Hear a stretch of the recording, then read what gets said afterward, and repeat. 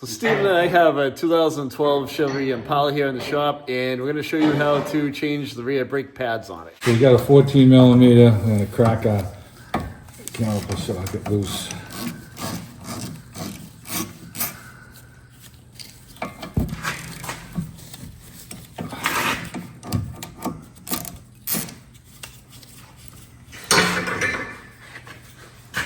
Okay, our brake rotors are still in good condition. There's no pulsation.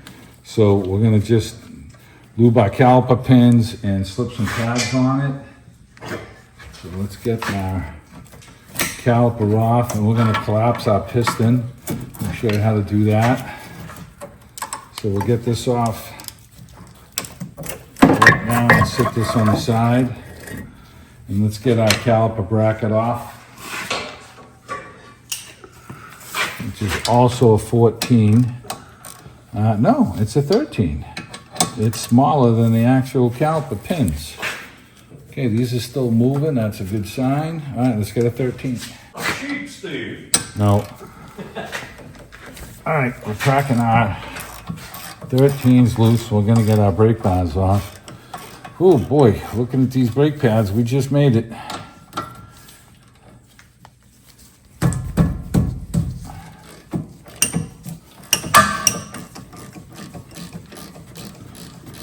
Now this is what you call getting your money's worth, all right?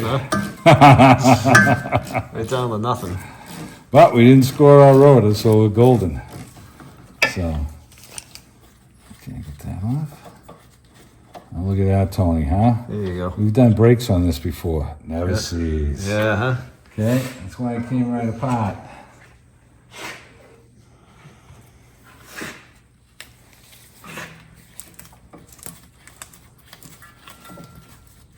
All right, we're gonna peel this off with the little tag on.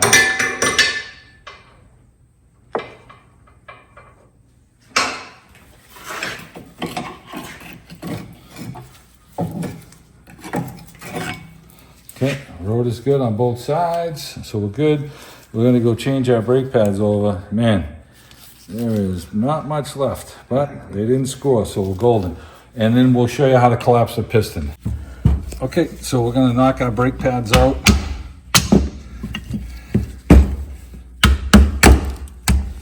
Okay, now this set of brake pads, he got some Duralast. They didn't come with any clips, so we're gonna wire brush our clips and reuse them.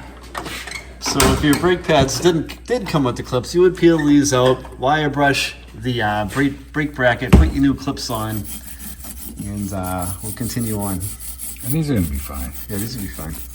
So they clean up really nice, you know. And we got to lube our caliper pins. And on the inside brake pad, on this side here, this is the side that has the brake pad with the little warning tab on it. We'll show you that.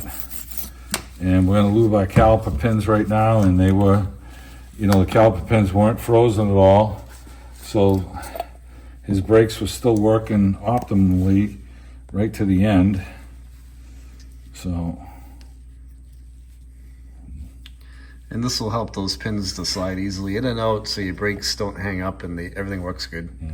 I need to put a little blob inside the boot so that when we push it in, it kind of presses in, and then it'll come back out into the boot area.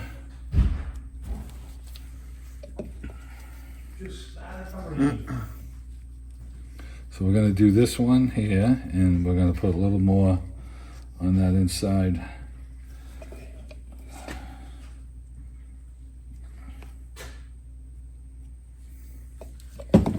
Okay, slide that one in there. Okay, get that. We're gonna lubricate our bracket here.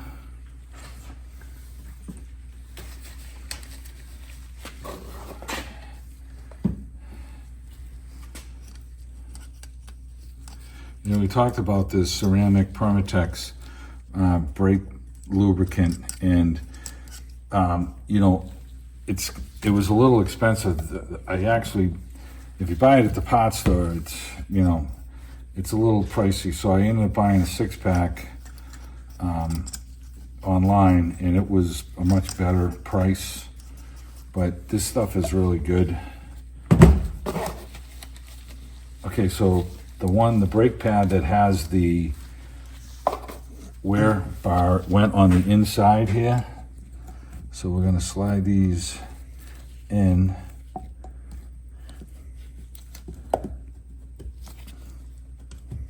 Okay, that one went right in. Try not to get too many fingerprints on it. I got a little fingerprint on it. I'm just gonna grab a little sandpaper and scuff it.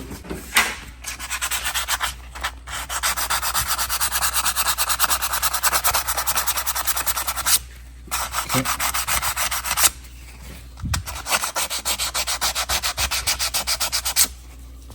All right, I'll do the same thing on this one here.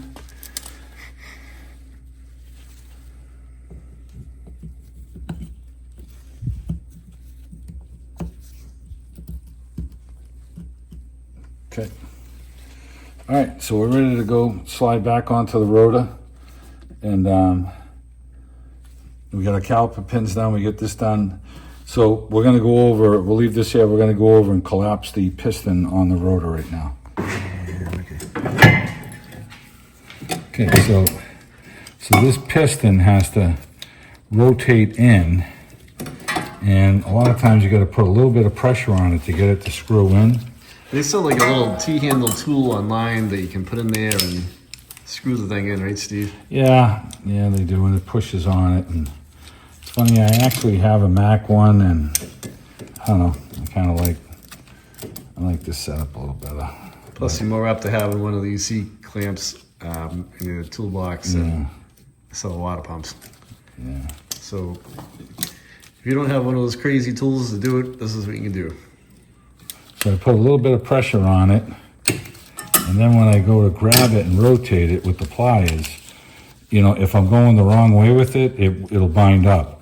If I'm going the right way, it actually screws itself in.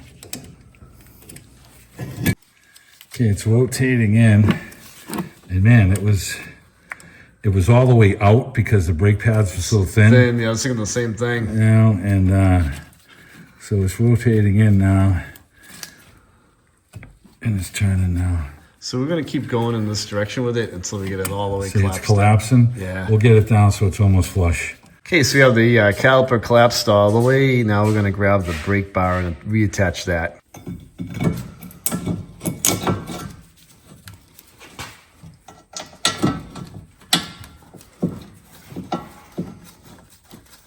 Okay, you got the top bolt in. Get the bottom one on.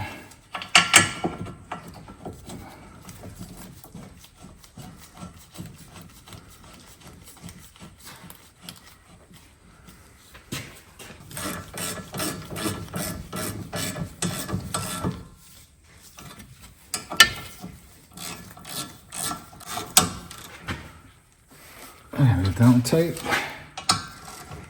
Get this one tight.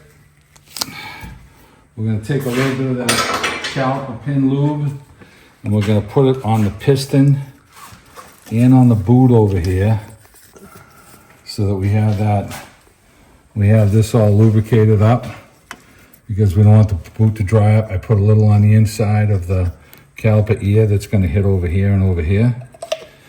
And we can take that caliper, and we're hoping we collapse it enough to slide on. And we put this down.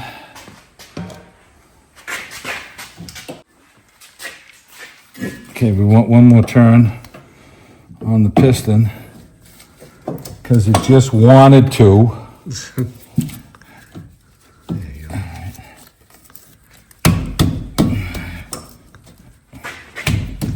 Now the brake cable is fighting you a little bit, and then this other caliper pin. Okay, you should not have to hammer this thing on, okay? Because then you're thinking your brake pads are too tight. So we're gonna get our bolts in the top here. And these still have never sees on them, so we're golden. So,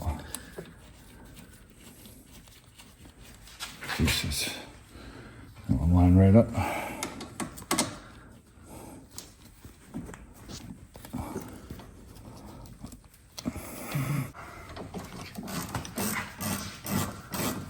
Okay, we got our 14 millimeter back on here.